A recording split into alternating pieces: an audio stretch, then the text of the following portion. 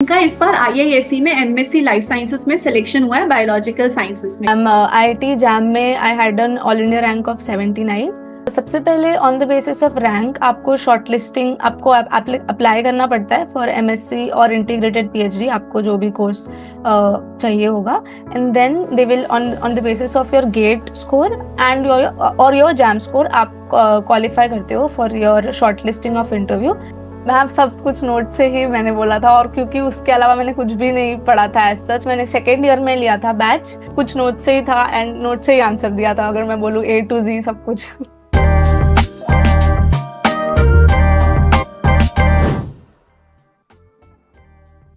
Hey guys, welcome back to my channel Bansal biology. आज हमारे साथ मेरी एक स्टूडेंट जुड़ी है, खुशी दुबे नाम है इनका इस बार आईआईएससी में एमएससी लाइफ साइंसेस में सिलेक्शन हुआ है बायोलॉजिकल साइंसेस में। सो खुशी, कॉन्ग्रेचुलेशंस। एंड कैसा लग रहा है? Thank you so much ma'am, बहुत अच्छा लग रहा है। फाइनली एडमिशन हो गया। बहुत एंजाइटी थी शुरू से ही कि कहाँ होगा एंड ऑल, बट हाँ फाइनली हो गया है एंड अच्छा लग रहा है बस। सो खुशी, आपका जो आईआईएससी में एडमिशन हुआ है वो आईआईटी जैम के बेसिस पे हुआ है? हाँ मैम, आईआईटी जैम में I had an all India rank of 79, तो उस बेसिस पे इंटरव्यू का शॉर्ट लिस्टिंग हुआ था एंड देन इंटरव्यू हुआ था। और जो आपकी है या 79 आई है उसमें आपके मार्क्स कितने थे? मैम मार्क्स थे मेरे 70.67। ओके। इस बार सो हाँ कट ऑफ भी बहुत काफी अच्छे हाई। मार्क्स थे आपके, बहुत अच्छे मार्क्स थे। और अंडर 100 रैंक लाना वो बहुत बड़ी बात है। उसके बाद आईआईएससी में सिलेक्शन होना वो भी बहुत बड़ी बात है। सो हमेशा से सोच रखा था क्या कि आईआईएससी में जाना है? नहीं मैम, ऐसे सच नहीं सोचा था। शुरू में तो आईआईटी थोड़ा सोचा था कि आईआईटी का थोड़ा रहता है, एंड शुरू में तो नीट के लिए प्रिपरेशन कर रही थी, फिर वो चेंज हो गया आफ्टर बैचलर्स। तो ऐसे कुछ भी नहीं सोचा था, कुछ एक्सपेक्टेड नहीं था, बस पढ़ रही थी दैट्स इट। और इंटरव्यू दे के आ गई। क्लियर होने के बाद थोड़ा बिलीव भी नहीं हो रहा था, बट हाँ सोचा तो नहीं था, बट अच्छा लग रहा है अभी। सो खुशी, आईआईएससी में किस तरीके से चीजें होती है? एज इन आपने अपना एग्जाम दे दिया, आपका आईआईटी एग्जाम का रिजल्ट आ गया, फिर क्या रहता है? आईआईएससी का प्रोसीजर क्या होता है? सबसे पहले on the basis of rank आपको शॉर्ट लिस्टिंग आपको अप्लाई करना पड़ता है फॉर एमएससी और इंटीग्रेटेड पीएचडी, आपको जो भी कोर्स चाहिए होगा। And then they will on the basis of your GATE score and your JAM score आप क्वालिफाई करते हो for your short listing of interview. And then आपको इंटरव्यू कॉल लेटर आता है and then you go to the campus. Offline interview होता है दोनों का, तो दोनों इंटरव्यूज जनरली एक ही दिन वो शेड्यूल करते हैं ताकि स्टूडेंट्स को प्रॉब्लम नहीं हो। एंड देन आप इंटरव्यू आपका होगा। एंड एमएससी में जनरली थोड़े कम पैनलिस्ट होते हैं। मैंने दोनों का इंटरव्यू, सेकेंड में मैं शॉर्ट लिस्ट में हूँ अभी, इंटीग्रेटेड पीएचडी में वेट लिस्ट में हूँ, सॉरी। तो for MSc there are only 5 to 6 panelist, but for other integrated PhD बहुत सारे पैनलिस्ट होते हैं। There are 10 to 12 panelist in a round table. तो दोनों इंटरव्यूज में ही आपको बोर्ड रहता है and you have to write on the board. जो भी वो क्वेश्चंस आपको बोलेंगे वो आपको बोर्ड के थ्रू एक्सप्लेन करके आपको आंसर देना है। तो आपने दोनों ही सेलेक्ट किया था, इंटीग्रेटेड पीएचडी में भी आप सेलेक्ट हुए थे और एमएससी में सेलेक्ट हुए थे for interview, right? Yes ma'am, yes. Okay. So आपका मतलब क्या चॉइस, प्रेफरेंस क्या है? एमएससी प्रेफरेंस है या इंटीग्रेटेड पीएचडी प्रेफरेंस है? एमएससी है मैम अभी के लिए तो। अभी एमएससी ही है। ओके। एंड ये जो इंटरव्यू हुआ था किस दिन हुआ था, आपको याद है खुशी? कौन सी डेट को हुआ था? हाँ मैम, 19 मई को हुआ था मेरा इंटरव्यू। 19 मई को हुआ था और आपका रिजल्ट आ गया अभी 2-3 दिन पहले। आपका रिजल्ट भी आ गया? हाँ, मतलब विद इन 10 हाँ, डेज को दे देते हैं रिजल्ट? Yes ma'am. और खुशी, आपको पता है इस बार कितने रैंक तक के बच्चों को बुलाया था? Ma'am I think for MSc थोड़ा ज्यादा रैंक था। I don't remember exactly, but something around 100 120 कुछ रैंक था। एंड इसके लिए 80 रैंक तक बुलाया था। फॉर इंटीग्रेटेड पीएचडी कुछ 80 रैंक तक बुलाया था। Integrated PhD, okay. ओके। सो अब आप इंटरव्यू एक्सपीरियंस बताओ, आपका एमएससी वाले का कैसा इंटरव्यू एक्सपीरियंस रहा? जो पैनलिस्ट थे उन्होंने किस तरीके के क्वेश्चंस पूछे, क्या रहा था? मैम सबसे पहले तो मैंने अपने स्ट्रीम इंटरेस्ट में मैंने ऑल स्ट्रीम्स लिखा था, बिकॉज मुझे था कि थोड़ा हम एक्सप्लोर करते हैं, देन वी विल सिलेक्ट। तो उन्होंने मुझसे पूछा कि आप कौन सा आपका सब्जेक्ट ऑफ इंटरेस्ट है। मैंने कहा मॉलिक्यूलर बायोलॉजी, बायोकेमिस्ट्री और सेल बायोलॉजी। तो वो मुझसे न्यूरो साइंस पूछने लग गए शुरू में। तो उन्होंने मुझसे पहले पूछा कि can we ask you a little bit of neuroscience. मैंने बोला कि no sir, I have not studied it in my undergraduate, because हम नहीं पढ़ते हैं जनरली। तो मैंने बोला कि हम have not studied it, but sir बोलते हैं बट ठीक है, यू कैन आंसर राइट। तो मैंने बोला ठीक है, आई विल ट्राई, बिकॉज अब मना नहीं कर सकते हैं ऐसे टाइम पे। हाँ। तो उन्होंने मुझसे कुछ पूछने लग गए कि न्यूरॉन में जो उसका अल्ट्रा स्ट्रक्चर होता है, न्यूरोनल सेल का अल्ट्रा स्ट्रक्चर ऑफ मेम्ब्रेन, उसके बारे में अगर आपको कुछ पता है क्या। मुझे तो कोई आइडिया नहीं था, बट मैंने थोड़ा बहुत ऐसे ही बोला कि माइलिन शीथ होता है ये वो। तो उनको समझ आ गया कि शायद मुझे नहीं आता है। तो सर ने पूछा कि आर यू नॉट फ्लेक्सिबल। मैंने बोला no sir, I have not studied neuroscience, मुझे बहुत बेसिक 12th स्टैंडर्ड तक ही आता है। तो सर ने बोला कि ठीक है, मतलब वो कोऑपरेटिव थे। Then they switch to biochemistry. तो उन्होंने सबसे पहले मुझसे बनवाया बोर्ड पे एस्पार्टेट का स्ट्रक्चर एंड स्ट्रक्चर ड्रॉ किया। फिर उन्होंने बोला कि ठीक है, अब बताओ कि इसके जो 2 कार्बोक्सिलिक एसिड ग्रुप्स है, इसमें से ज्यादा एसिडिक कौन है। तो मैंने बोला कि जो मेन कार्बन से अटैच्ड है वो ज्यादा एसिडिक है। तो उन्होंने उसका रीजन पूछा, तो मैंने वो रीजन एक्सप्लेन किया। फिर सर थोड़े से अनसेटिस्फाइड थे, मतलब उनको वो इंडक्टिव इफेक्ट वर्ड चाहिए था, बट वो आ नहीं रहा था। थोड़ा सर ने हिंट दिया। फिर वो वाला एक क्वेश्चन हुआ, मतलब वो गाइड करते रहते हैं आपको, फॉलो अप्स के लिए हिंट देते हैं। एंड देन सर ने बोला कि ग्लाइसिन बनाओ अब उसके बाजू में। तो मैंने ग्लाइसिन ड्रॉ किया। फिर सर ने एस्पार्टेट ग्लाइसिन में डिफरेंस पूछा, दोनों में क्या डिफरेंस है। तो मैंने वही बोला, एक पोलार है, नॉन पोलार है, ये सब सब कुछ सब याद आ रहा था धीरे धीरे नोट से। तो वो सब बोला।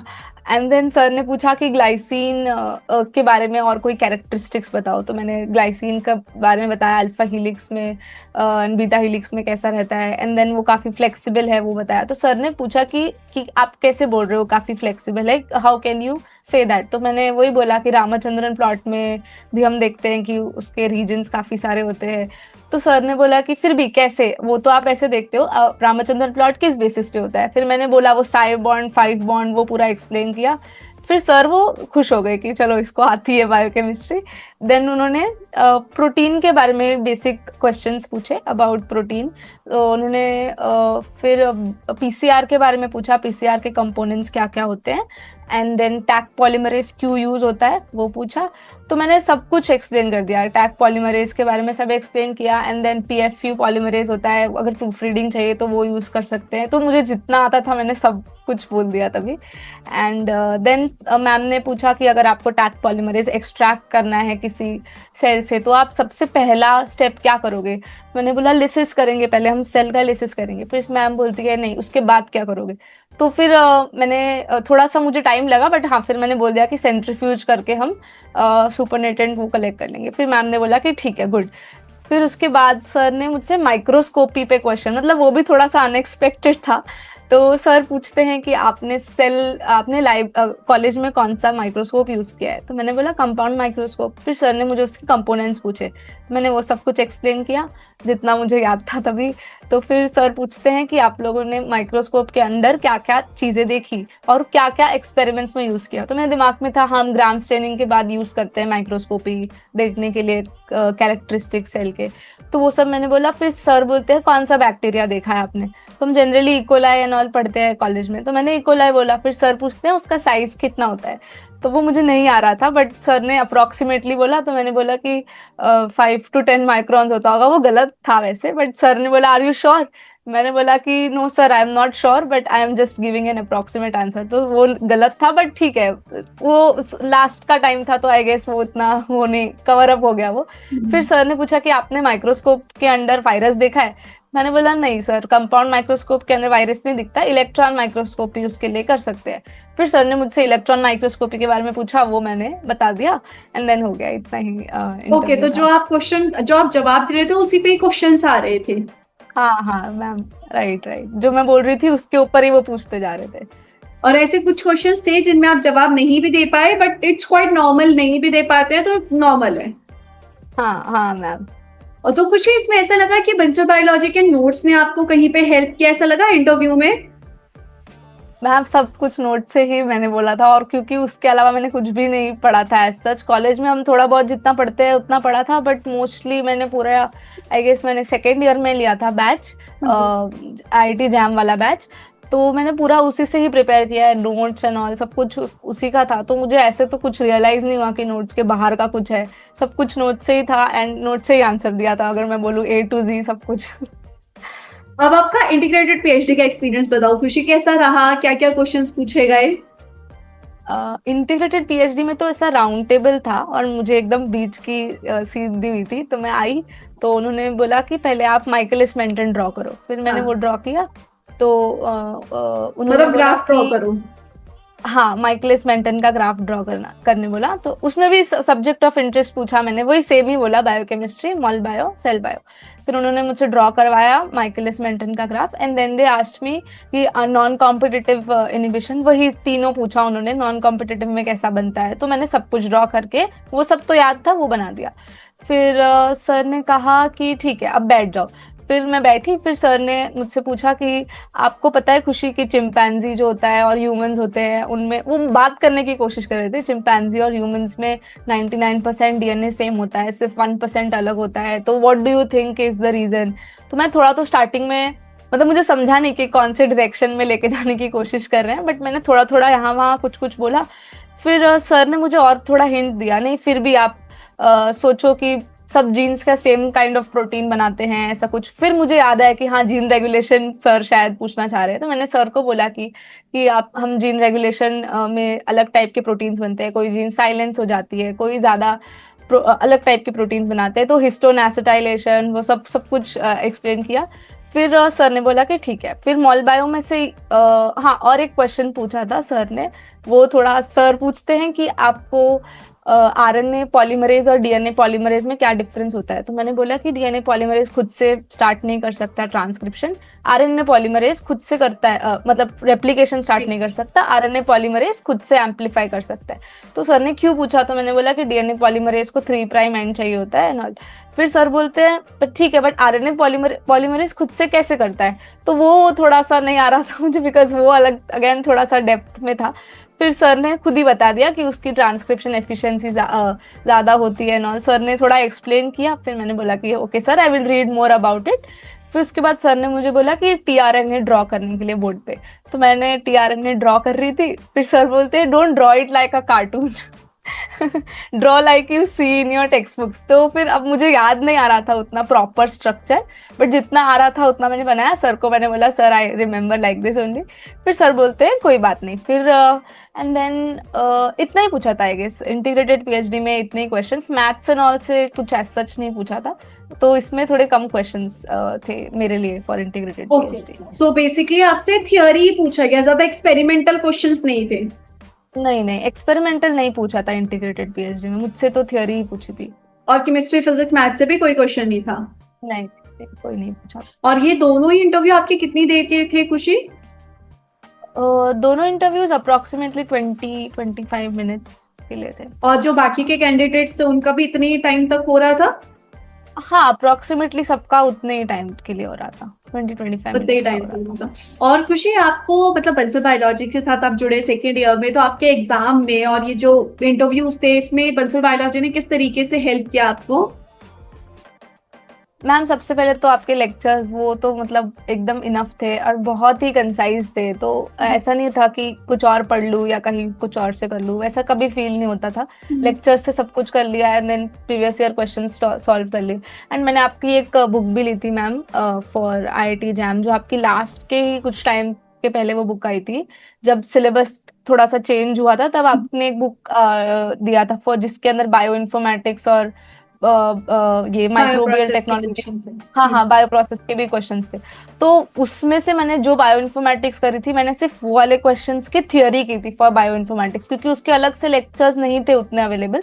तो मैंने सिर्फ उसकी थियोरी, उसके क्वेश्चंस लिए और उसके बेसिस पे मैंने चैट जीपीटी, जेमिनाई से जो भी थियोरी आ रही थी और गैटबी के जो प्रीवियस ईयर क्वेश्चन थे उससे थियोरी बनाई। और शायद एग्जाम में कुछ 2 क्वेश्चन आए थे फ्रॉम बायोकेमिस्ट्री, एक फ्रॉम बायो इन्फॉर्मेटिक्स, एक भी उसमें से मेरा गलत नहीं हुआ और इसमें से भी गलत नहीं हुआ। अपने फ्रॉम बायोप्रोसेस टेक्नोलॉजी, उसमें से भी एक भी क्वेश्चन गलत नहीं हुआ। मतलब वो सारे क्वेश्चन जो नए थे वो लग ही नहीं रहे थे कि कुछ नया पूछ लिया है ऐसा कुछ, सारे के सारे क्वेश्चन सही हो गए थे वहां पे।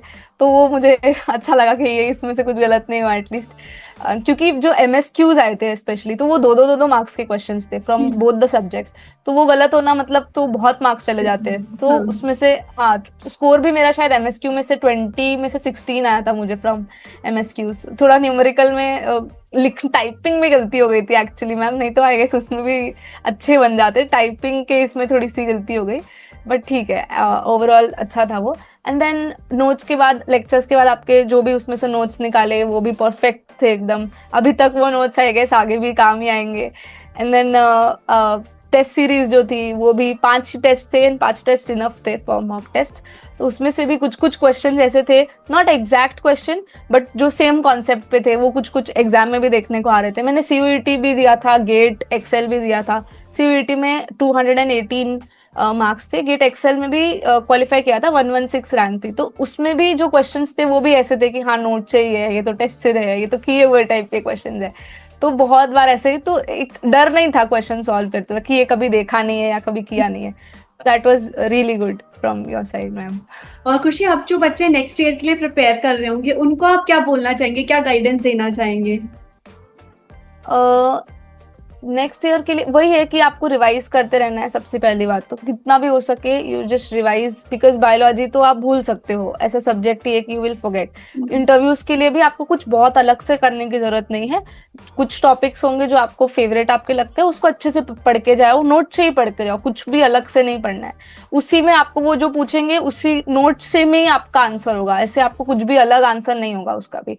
एंड देन आप नोट्स रिवाइज करते जाओ। टेस्ट लास्ट में आपको देना ही देना है, टेस्ट आपको देना है, एंड क्वेश्चंस लास्ट के महीने में आपको लगाने हैं from physics chemistry maths also. Questions आपको लास्ट में लगाने ही है। अगर आपका स्ट्रांग नहीं है तो you can start from earlier, but and में आपको 1-2 महीने में आपको वापस से सारे पीवाईक्यूज करने हैं, एंड क्वेश्चंस आपको लगाते रहने हैं लास्ट के टाइम पे, बिकॉज वही आपका रिविजन का भी काम करेगा। You can not just read एकदम सिर्फ थियोरी थियोरी थियोरी, तो वो हेल्प नहीं करता। लास्ट में आपको क्वेश्चंस गलत होंगे तो वो याद रहेंगे। मैंने बुक भी बनाई थी एक ऐसे, जिसमें मैं जो भी क्वेश्चंस गलत होते थे वो सब कुछ क्वेश्चंस नोट डाउन करके रखती थी, तो वो भी काफी हेल्प करता है एंड मोमेंट पे टू रिवाइज बेटर।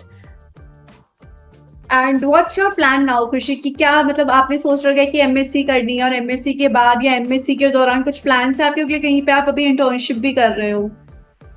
हाँ मैम, अभी कर रही हूँ इंटर्नशिप एट एक्ट्रेक, एक टाटा कैंसर हॉस्पिटल का रिसर्च सेंटर है, वहाँ पे अभी इंटर्नशिप कर रही हूँ।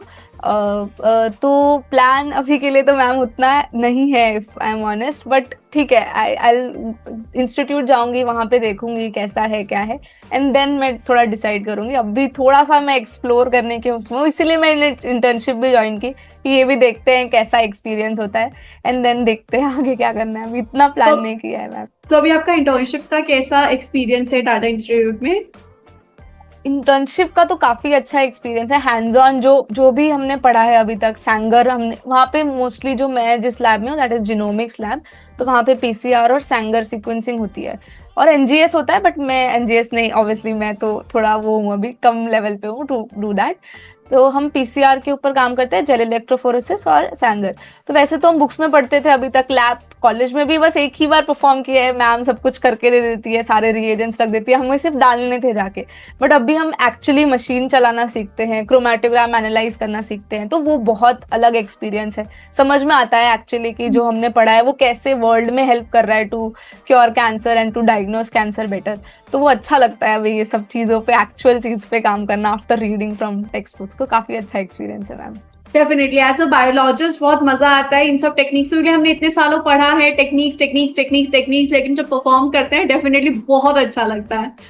तो खुशी, बहुत अच्छा लगा आपके साथ बात करके। I wish you all the very best, और मुझे पूरी उम्मीद है एमएससी में आपको बहुत मजा आएगा आईएएससी में। Wish you all the very best Khushi. Thank you for joining with us. Thank you ma'am, thank you. Take care, bye bye. Bye bye ma'am.